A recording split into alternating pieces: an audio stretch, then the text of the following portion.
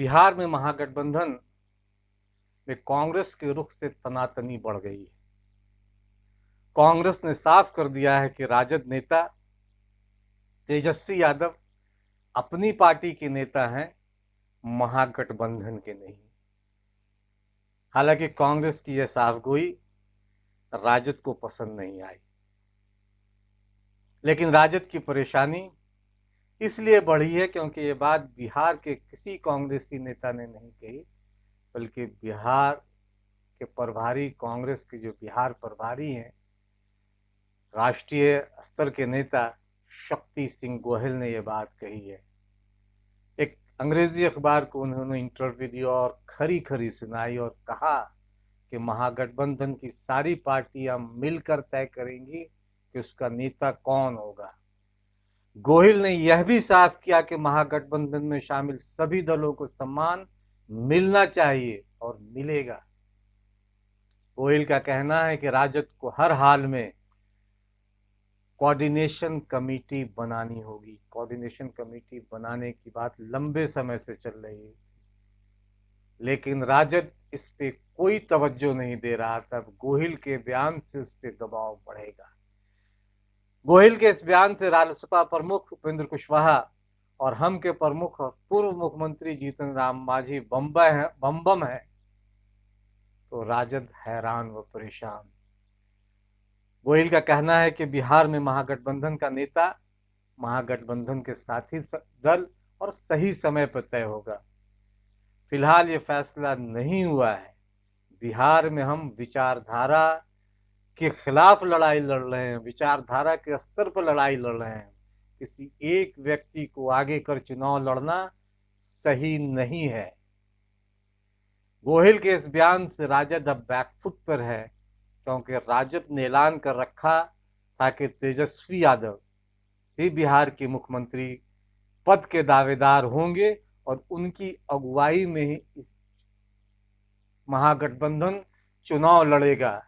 राजद ने यह भी साफ किया था और बहुत तल्ख लहजे में कहा था कि अगर इसे लेकर किसी को इतराज है तो वो गठबंधन से वो पार्टी अलग हो सकती है। और जीतन राम मांझी के साथ जिस तरह की भाषा का इस्तेमाल राजद ने किया और खास तेजस्वी यादव का कहें बात, तो और भी वो अंदर कहीं झकझोरने वाली और एक अपमान, एक अहंकार की भाषा दिखाई देती है उसमें। और तेजस्वी यादव ने न सिर्फ ये कि जिस तरह से उन्होंने जीतन राम मांझी को लेकर बात कही, बल्कि रालोसपा को भी अपमानित करने की कोशिश की थी। उन्होंने एक चैनल से चर्चा में अहंकारी भाषा में बात कर रहे थे। उनकी बातचीत से अहंकार झलक रहा था कि जिसको रहना है रहे, जिसको जाना है जाए। यह अहंकार साथी दलों को बेतरह चुभा होगा और राजद या तेजस्वी यादव को ये भूलना नहीं चाहिए। अकेले आज बिहार में जो स्थिति है, वहां अकेले कोई भी दल चुनाव लड़के सत्ता में लौट नहीं सकते।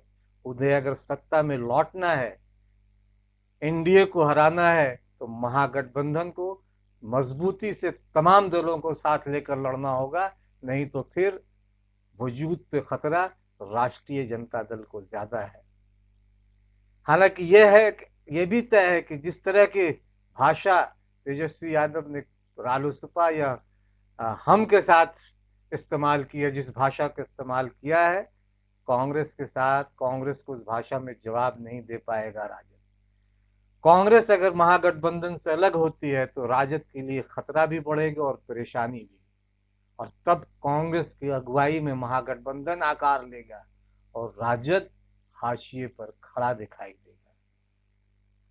गोहिल ने साफ कर दिया कि बिहार में महागठबंधन को चलाने के लिए राजद को कोऑर्डिनेशन कमेटी बनाना ही पड़ेगा। गोहिल के इस बयान की धमक दूर तक सुनाई दी और सियासी गलियारों में इसे लेकर चर्चा शुरू हो गई। राजद को कांग्रेस प्रभारी का ये बयान पसंद नहीं आया, वह तिलमिलाया हुआ है। लेकिन उपेंद्र कुशवाहा की रालोसपा, मांझी का हिंदुस्तानी अवाम मोर्चा कांग्रेस के रुख से गदगद है। जाहिर है कि एक दबाव अब बढ़ेगा राजद पे। अब ये अलग बात है कि राजद ने प्रतिक्रिया में कहा, शक्ति सिंह गोहिल को लेके कहा कि उन्हें बिहार की जमीनी हकीकत का पता नहीं है, और तेजस्वी यादव भी बिहार में मुख्यमंत्री पद के उम्मीदवार होंगे। लेकिन राजद ऐसा कहते हुए भूल गया कि पिछले लोकसभा चुनाव में भी और काफी समय से शक्ति सिंह गोहिल बिहार के प्रभारी हैं, और बिहार की नब्ज की जानकारी थोड़ी बहुत पूरी तरह भले ना हो, लेकिन बहुत हद तक है उन्हें। इसलिए राजद किसी खुशफहमी में मुब्तला न रहे, गलत फहमी वो न पाल ले कि शक्ति सिंह गोहिल कोई बस हवाई नेता है जिन्हें बिहार से ताल्लुक नहीं है। जाहिर है कि गोहिल के बयान से उसे झटका लगा है। वो कोऑर्डिनेशन कमेटी की बात कर रहे हैं। अब वो भले बाहरी व्यक्ति बताए और ये कहे कि महागठबंधन का स्वरूप तय नहीं है, तो कोऑर्डिनेशन कमेटी बनाए जाने का सवाल कहां उठता है। लेकिन जो भी हो, कांग्रेस ने राजद की परेशानी तो बढ़ा ही दी है। हालांकि ये भी है कि कुछ विधायक और कुछ दूसरे राजद के नेता ही ने यार कांग्रेस के बयान पे प्रतिक्रिया दी है।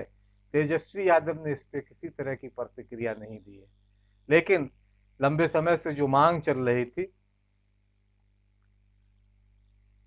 खास के रालोसपा और हम कोऑर्डिनेशन कमेटी बनाने की मांग कर रहे थे, और हाल में उपेंद्र कुशवाहा ने भी कुछ दिन पहले कहा था कि महागठबंधन का नेता महागठबंधन के साथी दल ही तय करेंगे। उस पर से शक्ति सिंह गोहिल ने एक तरह से मोहर लगा दी है।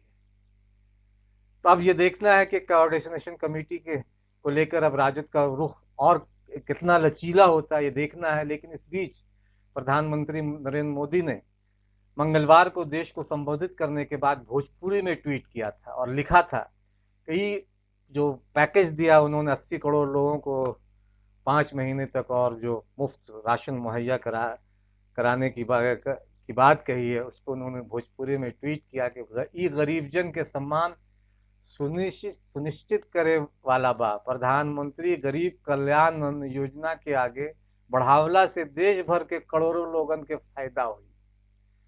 अब किसे फायदा होगा और 80 करोड़ लोगों तक पहुंचा है या नहीं पहुंचा, अभी इसे लेकर ही बहुत सारे सवाल हैं। रामविलास पासवान कुछ बोल रहे हैं, वित्त मंत्री निर्मला सीतारमण कुछ और बोल रहे हैं, इसे लेकर फिर कभी हम बात करेंगे। लेकिन उनके इस ट्वीट पर राबड़ी देवी ने भोजपुरी में ही निशाना साधा और बिहार सरकार के ऊपर भी सवाल खड़े किए, और केंद्र सरकार पर भी। जाहिर है कि डबल इंजन की सरकार है, तो उन्होंने भोजपुरी में लिखा कि गरीब लोगों के राउर भाषण ना राशन चाहिए। आदरणीय प्रधानमंत्री जी, जून महीना में बिहार में मात्र 35.3% वितरण भइल बा।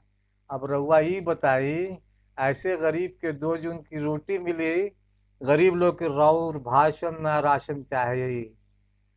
इस बीच 80 करोड़ गरीबों की बात करने वाली डबल इंजन की सरकार और नीतीश कुमार जो बार बार रोजगार देने की बात कर रहे हैं कि 30 लाख जो लौटे हैं उनको बिहार में ही नौकरी देंगे, उस सच को दिखाता हुआ, डबल इंजन के सच को, तो सरकार के सच को उजागर करती है मजदूरों की पीड़ा। आप देखें, मजदूर आज को कुछ नहीं मिला, वो पलायन कर रहे हैं, और इस पलायन के बीच महागठबंधन के तो उठापटक चल रही है। और पुरानी फिल्म का एक गीत याद आता है कि हमी से मोहब्बत हमी से लड़ाई, अरे मार डाला दुहाई दुहाई। आप देखें उस मजदूरों के पलायन। और उसके बाद बात करेंगे अपराध की थोड़ी बहुत। एक महिला, इनके पति का अपराधियों ने मार दी थी, गोली मार दी थी, हत्या कर दी थी, वो आज भी न्याय के लिए भटक रही हैं। पहले मजदूरों की बात करें, उसके बाद अपराध की बात। यहाँ सरकार व्यवस्था नहीं कर रही है। सरकार इतना घोषणा कर रही है कि हम ये देंगे, रोजगार देंगे आपको, यहाँ नौकरी देंगे आपको, काम दिलाएंगे, तो वो काम नहीं मिल रहा है। कुछ नहीं मिल रहा है। अभी 6 महीना से बैठे हुए हैं, 1 रुपया भी नहीं दिया है। कुछ नहीं दिया है। कुछ नहीं दिया। इतना जो घोषणा कर रही है सरकार, सब झूठा घोषणा कर रही है। वो सब खिलाफ है।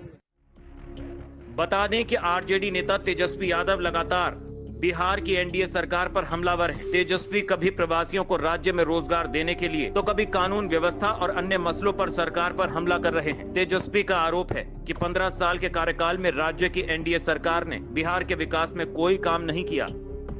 बिहार के गोपालगंज जिले का भोरे एक जगह है, वहां पिछले साल रामाश्रय कुशवाहा की हत्या अपराधियों ने कर दी थी।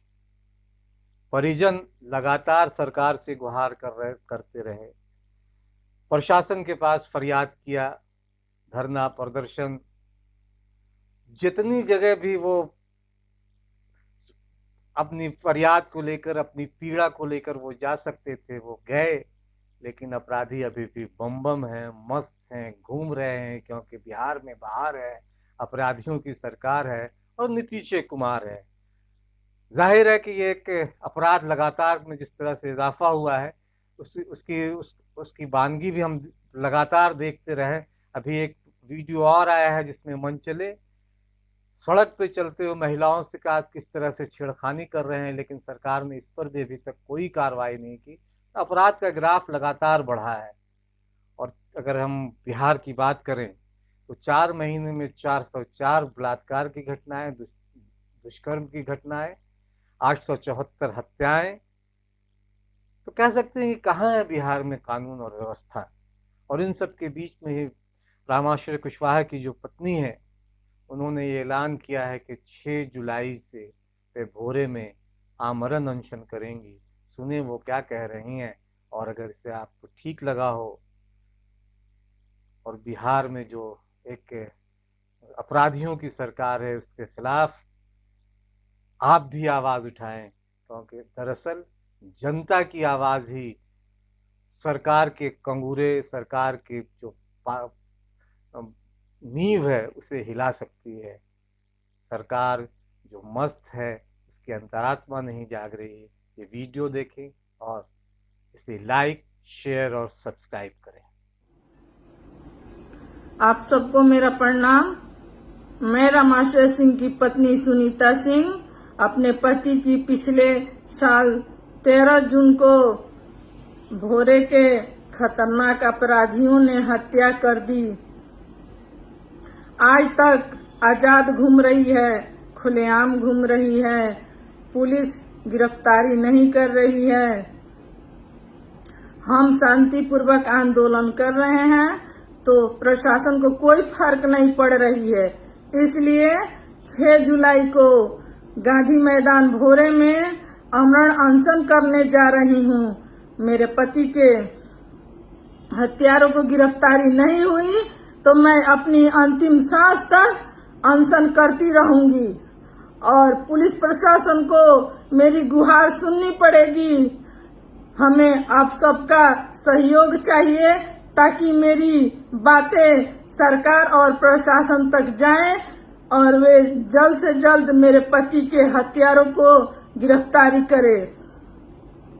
हम आग्रह करते रहेंगे, सत्याग्रह करते रहेंगे, न्याय की मांग चलती रहेगी, ये मशाल चलती रहेगी। न्याय की मांग चलती रहेगी, ये मशाल चलती रहेगी। कभी तो प्रशासन की नींद खुलेगी, कभी तो प्रशासन की नींद खुलेगी, कभी तो अंधेरी रात की काली स्याही धुलेगी, कभी इंसाफ की रोशनी जलेगी, कभी तो इंसाफ की रोशनी जलेगी। जय हिंद,